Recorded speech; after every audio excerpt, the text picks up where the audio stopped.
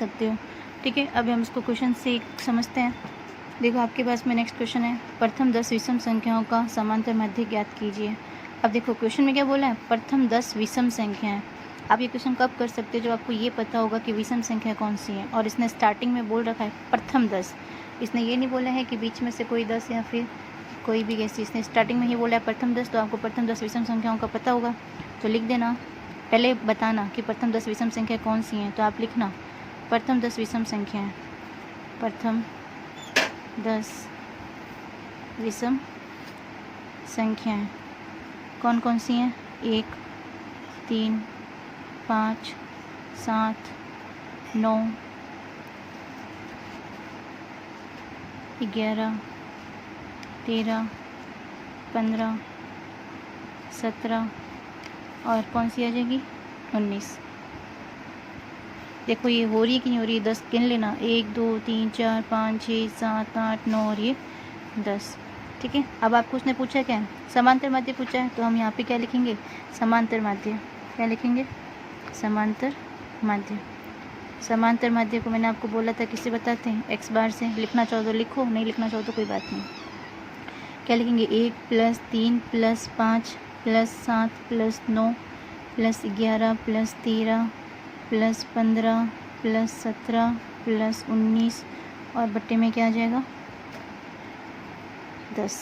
देखो 10 क्वेश्चन से भी पता कर सकते हैं, ऊपर लिखा हुआ है प्रथम 10। ठीक है, नहीं पता पड़े तो इनको गिन सकते हो आप, 1, 2, 3, 4, 5, 6, 7, 8, 9 और 10। अब आप जब इन सबको जोड़ोगे तब आपको कितना मिलेगा 100 और बट्टे में क्या है 10। 0 से 0 गया तो पीछे कितना बच गया आपके 10। तो प्रथम 10 विषम संख्याओं का समांतर माध्य कितना हो गया 10। समझ में आ गया होगा आपको, नहीं समझ में आए तो वापस देख लेना वीडियो को। मेरे साथ साथ लिखने का काम मत करना, मैं इसका PDF आपको नीचे दे दूँगी, आप पहले इसको समझ लेना, उसके बाद में इसको नोट कर लेना। ठीक है, पहले अच्छे से समझना, उसके बाद ही नोट करना। और नेक्स्ट क्वेश्चन देखते हैं हम। देखो नेक्स्ट जो एग्जाम्पल है वो आपके लिखा हुआ है, 8 क्रमागत विषम संख्याओं का औसत 16 है, तो संख्या ज्ञात कीजिए। देखो हर क्वेश्चन एक नहीं होता। अब इससे हम जो पहले जो क्वेश्चन किया था उसमें समांतर माध्य पूछा था, अब इसने क्या दे दिया, हमें औसत का मान दे दिया। अब हमसे वो सारी की सारी संख्या पूछ रहा है कि 8 क्रमागत विषम संख्या ऐसी कौन सी है जिनका औसत कितना है 16। यानी कि हमें 8 क्रमागत विषम संख्या निकालनी है। विषम संख्या आपको पता है। अब क्रमागत का मतलब क्या है, क्रमागत का मतलब देखो ध्यान देना, साइड में आपको बता देती हूँ मैं। क्रमागत का मतलब लगातार वाली, जैसे 1 के बाद में विषम संख्या कौन सी आती है 3 के बाद में कौन सी आती है 5 के बाद में कौन सी आती है 7। देखो क्रमागत का मतलब ये होता है उसके बाद आने वाली विषम संख्या, तो ये लिख दिया आपने। ठीक है, ये क्रमागत होता है।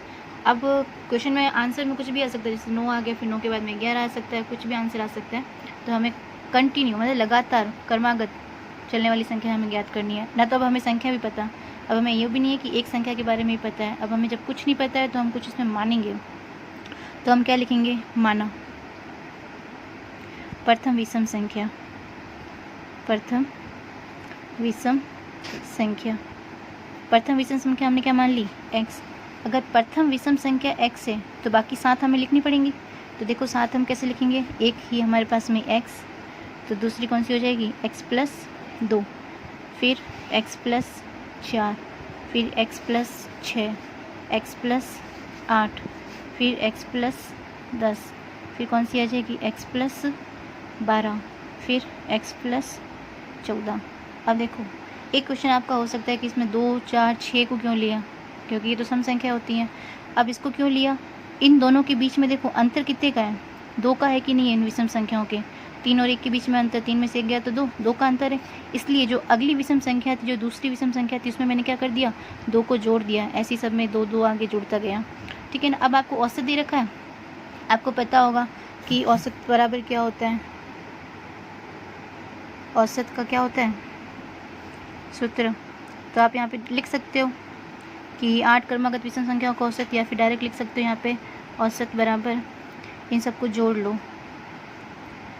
देखो औसत बराबर हमें पता है राशियों का योग बटे राशियों की संख्या, या आंकड़ों का योग बटे आंकड़ों की संख्या। तो देखो हमें क्या लिखेंगे, हमारे पास में संख्या कौन कौन सी है, इनको जोड़ते हैं। x + 2 plus x + 4 plus x + 6 plus x + 8 plus x plus 10 plus x plus 12 plus x plus 14 और बट्टे में संख्या कितनी है 8, तो बट्टे में कितनी आ जाएंगी 8। ठीक है, अब देखो क्वेश्चन में औसत का मान दे रखा है, तो औसत के नीचे हम क्या लिख देंगे, औसत का मान लिखा 16, बराबर के नीचे बराबर। अब देखो मैंने यहाँ पे कोष्टक क्यों लगाया, आप चाहो तो कोष्टक मत लगाओ, कोई दिक्कत नहीं, आप बिना कोष्टक के भी कर सकते हो, x plus 2 plus x plus 4 plus x plus 6। ठीक है ना, अब इनको जोड़ लो। x टोटल कितने हैं 8, 1 2 3 4 5 6 7 और 8, तो 8 कितने हो गए x 8, तो यहाँ पे क्या आ जाएगा 8x। ठीक है, अब एक बार संख्याओं को लिख लो जो आई है हमारे पास में, x 8x हो गया, फिर 2 plus 4 plus 6 plus 8 plus 10 plus 12 plus 14 और बट्टे में क्या आ जाएगा आपके 8। इन सबको आपको जोड़ संख्याओं को अब हम क्या करेंगे, 16 का 16 बराबर का बराबर, 8x का 8x प्लस इन सबको जब आप जोड़ोगे तो आपको कितना मिलेगा यहाँ पे 56, बट्टे में क्या है 8। देखो आपको x का मान निकालना है, x का मान आएगा तभी आपके पास में संख्या आ सकती है, तो x का जो मान निकालना है तो उसके लिए हमें क्या करना पड़ेगा, x के साथ में जो संख्या है उन सबका क्या करना है पक्षांतरण। सबसे पहले याद रखना भाग वाले का पक्षांतरण करते हैं, तो भाग में कौन है बट्टे में 8, तो 8 का पक्षांतरण करेंगे तो वो किस फॉर्म में जाएगा, इनटू की फॉर्म में। ठीक है, भाग वाला गुणे के रूप में जाता है, ध्यान रखना, प्लस वाला माइनस की फॉर्म में जाता है, माइनस वाला प्लस की फॉर्म में जाता है, और कोई गुणे के रूप में है तो किस में जाएगा, भाग में या फिर बट्टे में।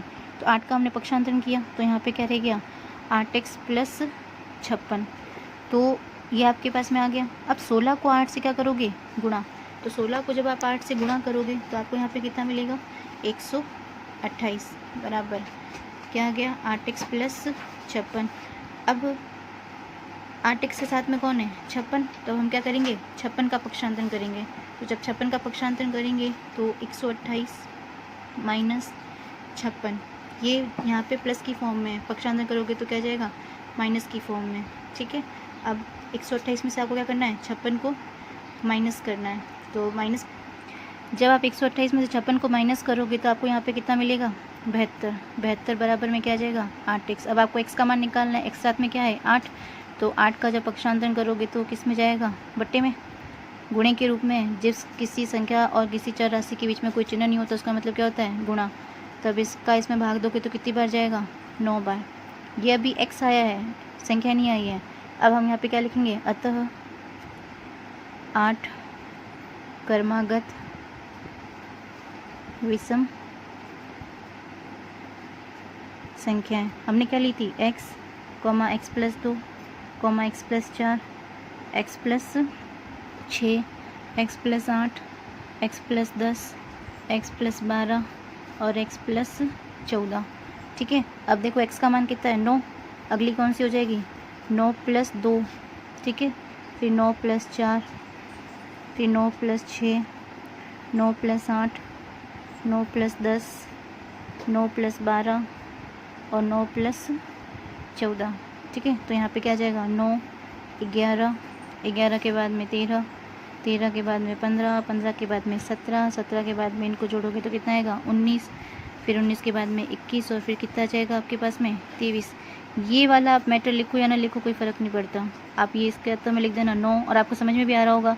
अगली क्या हो गया, हमने x प्लस 2 मानी थी, मतलब 9 प्लस 2 बराबर 11, और मैंने आपको क्रमागत का मतलब समझाया भी था लगातार। तो 9 के बाद में 11 आती है, 11 के बाद में विषम संख्या कौन सी होती है 13, 13 के बाद में 15। ठीक है, तो आपको समझ में आ गया होगा, नहीं समझ में आए तो वीडियो को दोबारा देख लेना। ऐसे आपकी एक्सरसाइज के अंदर काफ़ी सारे क्वेश्चंस हैं जो बनते हैं, वो आप बनाने की कोशिश करना, जितना प्रैक्टिस करोगे उतना अच्छा है। ठीक है, तो क्वेश्चन करना बुक से जितने आपसे बन रहे हैं। ध्यान रखना ये आपको सब कुछ समझ में कब आएगा, जब आप बहुत प्रैक्टिस करोगे। ठीक है, ऐसा नहीं कि मैं करवाती जा रही हूँ और आप बस देखते जा रहे हो और लिखते जा रहे हो, ऐसे कुछ नहीं होगा। जितना खुद से करोगे उतना ही अच्छा रहेगा, बेनिफिट आपको ही है, मुझे नहीं है। ठीक है ना, ध्यान रख लेना बहुत अच्छे से। Okay, thank you.